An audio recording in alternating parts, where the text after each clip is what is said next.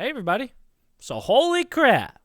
Tomorrow, my Georgia Tech Yellow Jackets play their first game of the season, and it is against a crappy opponent. I'm not going to lie.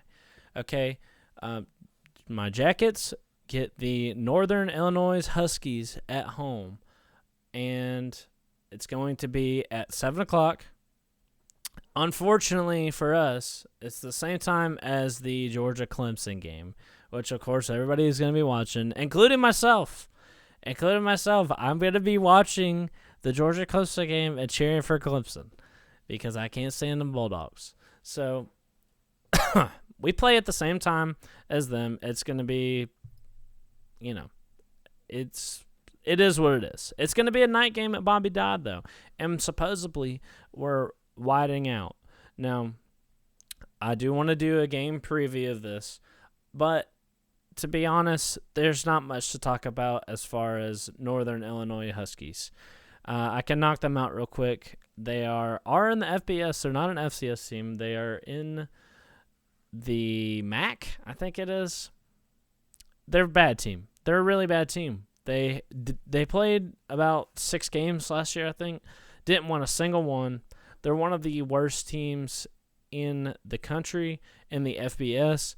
And in my opinion, this is our easiest game of the year. Okay, we've had all offseason to prepare for it. And yes, we do play Kennesaw State, which is an FCS team, which should, in theory, be easier. But Kennesaw State, first of all, is ranked in the top. Usually they're among the top FCS schools. And second of all, they run the triple option, which will be much, much harder to compete against as opposed to us just playing a bad team, which is Northern Illinois. So they come into Bobby Dodd, and, I mean, it is what it is. The spread is 18.5 points. We're going to absolutely destroy them. But that doesn't mean that there's nothing that we can't look out for in this game. I do have a lot of questions about our team, and so most of what I'm going to be talking about here is going to be about Georgia Tech and not really much about Northern Illinois. Now, if we do come out, okay, so this is Jeff Collins' third year. He has struggled in games like this in the past, mostly in our first year. So our first year, we played the likes of USF, which is about on par with the Northern Illinois. USF is one of the worst FBS teams, and we barely beat them. Now, in my opinion, our progress from year 1 to 2 was astronomical. We didn't have a great record last year. But you got to think it was COVID year, of course, and it was an all-ACC schedule. Now, we are still transitioning from the triple option this year, which, in my opinion, this year, you get most of the roster is Jeff Collins' guys. They're turned over most of the roster, so I don't think that the whole triple option deal should be much of an excuse anymore. It's kind of time to start winning some games. This game should be an absolute blowout. It should be that. It should be a chance where we come out and we're able to put up crazy numbers on this team because we're not going to have, let's face it, we're not going to have many chances this year to do that. We have an insanely tough schedule this year. The Jackets do. And I say we take this opportunity. We come out there, cover the 18.5 number, and then some. Look at NC State last night. They played South Florida. They blew them out 45-0. I want to see something like that happen. I'm going to be looking at some things on our team to see if we're capable of doing something like that. We should be at this point. We should be. So we'll start out with the offense. We'll start out with quarterback, Jeff Sims. He had some amazing flashes of opportunity of what he can do last year. He's young, and it's going to be a sophomore year. Of course, he came in last year, and along with Jahmyr Gibbs, true freshman as a starting quarterback. He made some mistakes. He had he had a big turnover issue. He turned it over a lot, mostly more than a lot of quarterbacks in the country. We were on the not so good end of that stat. We had a lot of turnovers. And I want to see Jeff Sims come out and not have that problem. I want to see that turnover problem fixed. Now, not to say you'll never turn the ball over, but every interview I've looked at from Jeff Sims, he's talked about being in the film room. He's talked about recognizing his mistakes, and he's talking about working on that turnover problem, which is what he needs to do. He says that the game has slowed down a lot for him. So I know you take the kind of interviews and press conferences with a grain of salt, but basically from what I've seen and heard from Jeff Sims in the fall camp and practice and everything, he has taken the steps that he needs to fix that problem. He says that the game slowed down for him a lot, and I'm going to go out on a limb here and say Jeff Sims fixes the turnover problem this year, and he doesn't have that anymore. I think that was just a product of it being the COVID year. He's a true freshman, all ACC schedule. I think that's what that was. And I think that Jeff Sims will fix that this year. So that's what I'll be looking for him. I'll be looking for, of course, we don't want any interceptions. I want to see if he can calmly, when he's under pressure, find his guy and be accurate. I don't want him to run so much because that's how you get hurt. Jeff Sims, I would consider a dual threat. I mean, he can throw the ball. He can, and he can scramble like no other. I mean, he takes off and he's gone, man. He'll scramble for 10 or 15 yards, and I love that. I just don't want him to have to do that, okay, which is a good segue into the next thing I'm going to be looking for as far as my Jackets go is our offensive line. We've had a big job. Okay, we have one of the best offensive line coaches in the country, Brent Key. He's had an insane job. Well, if there's anybody that can do it, it's going to be him.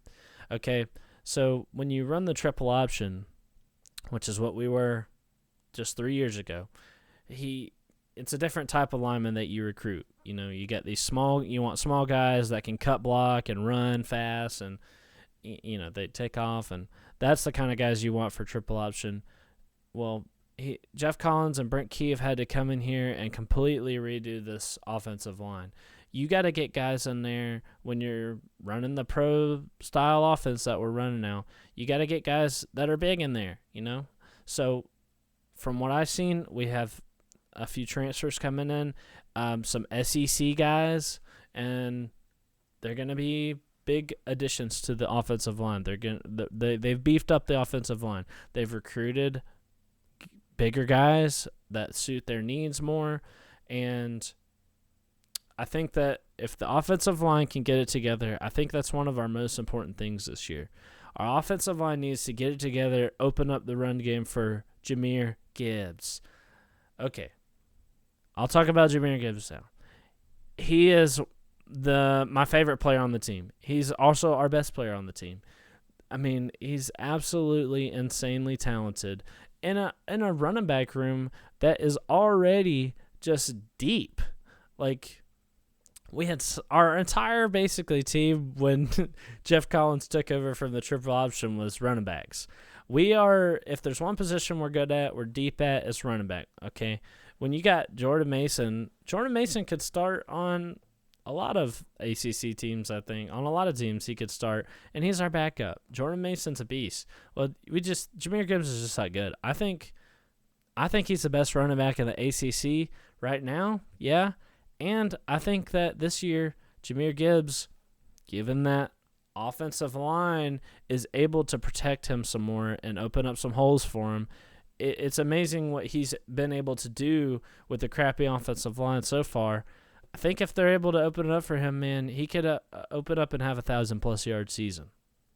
Jahmyr Gibbs. I'm super high on Jahmyr Gibbs. I think he could get some national recognition this year, which he deserves. He's insanely talented. I can't believe he's come to Georgia Tech. I mean, I just love the guy. He's just he's a quiet beast. And he comes in there, man, and some of the stuff he's been able to do with what he's given has really blown my mind.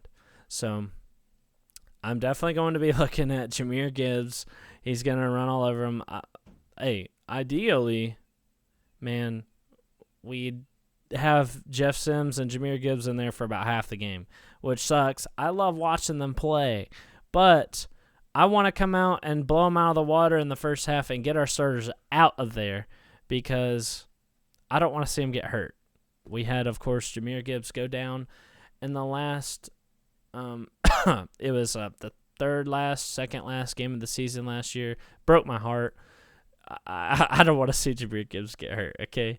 I really love the guy too much. It would really drive me insane. So I want our starters to come out and blow them out in the first half, and then by the time the second half comes, we got our second string in there because depth is a problem that we've had. We're a young team.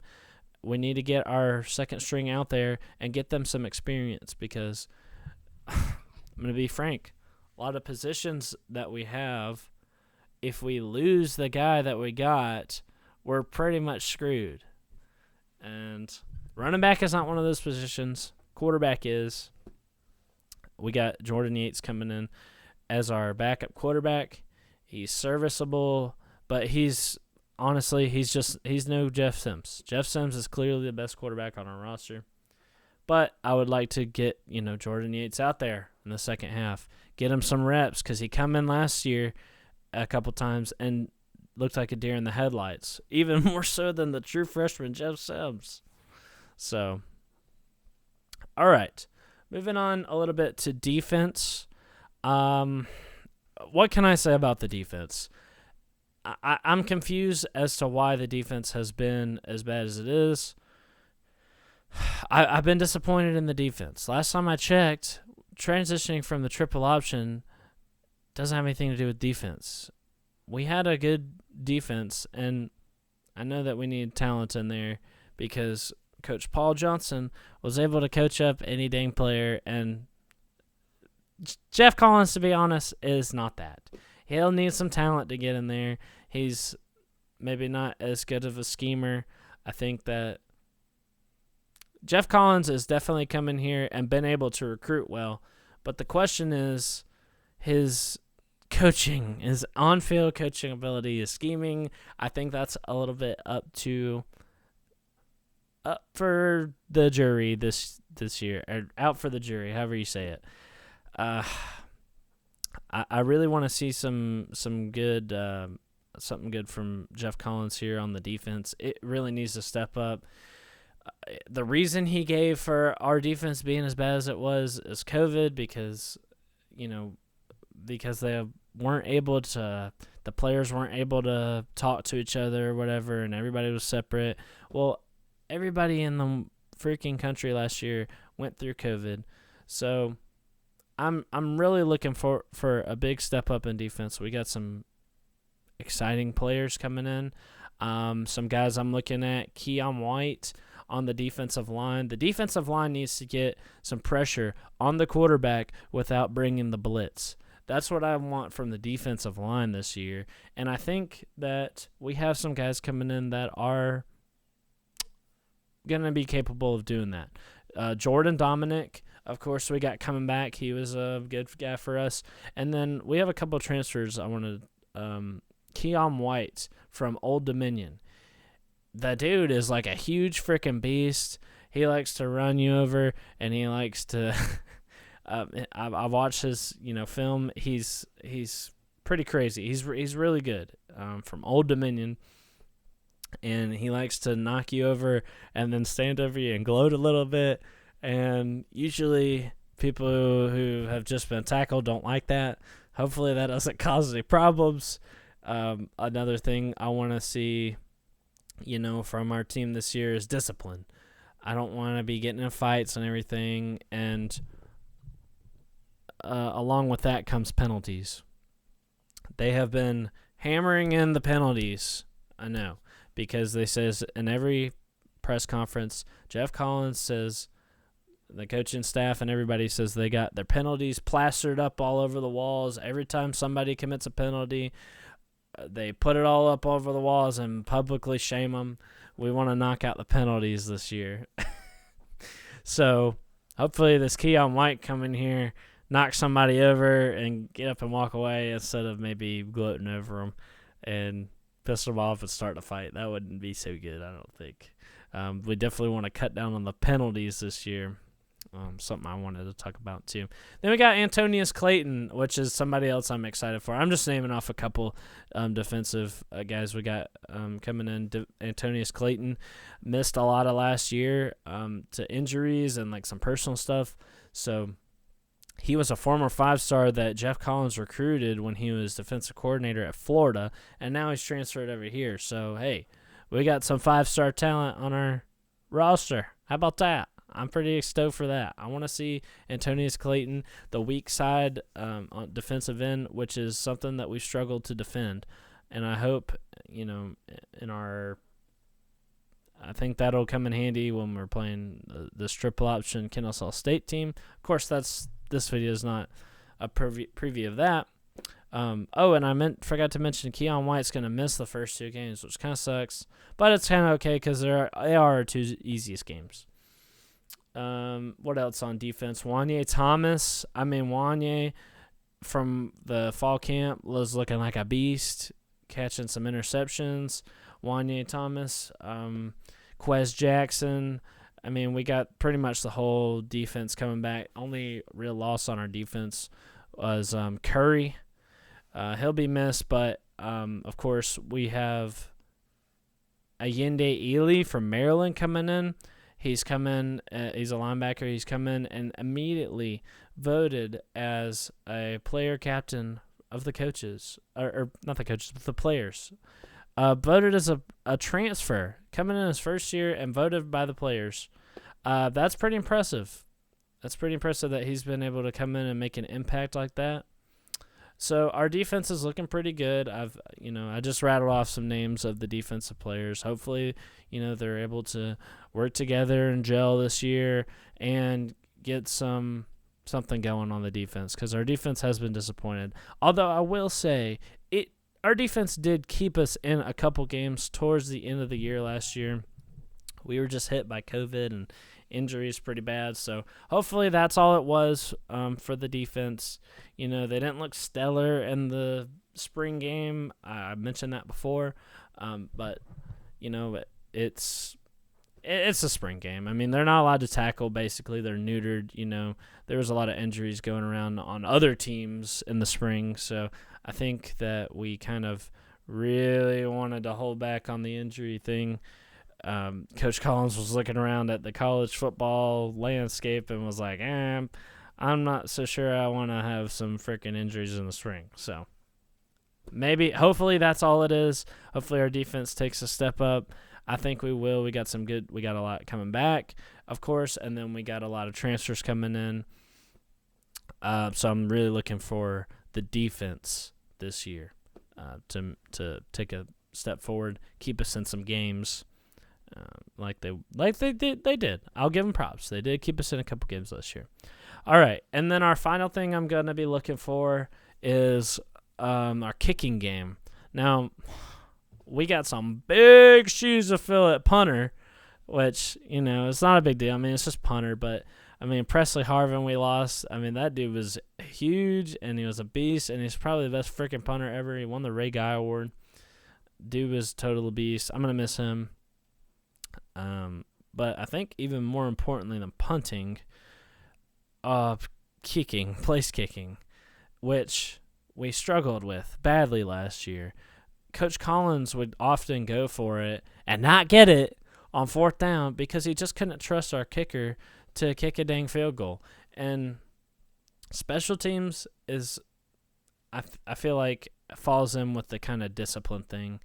I want to see that the special teams improve.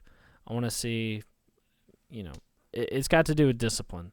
And as for place kicker, we have this transfer from Tennessee coming in I couldn't be more excited about. Brent Samaglia, He's like Australian or something. He's one of the guys. Of course, Tennessee has all these problems, and their entire team transferred out, and we grabbed up their kicker, and I'm super excited because we're finally going to be able to kick field goals. Something we struggled with so bad last year. It was so frustrating.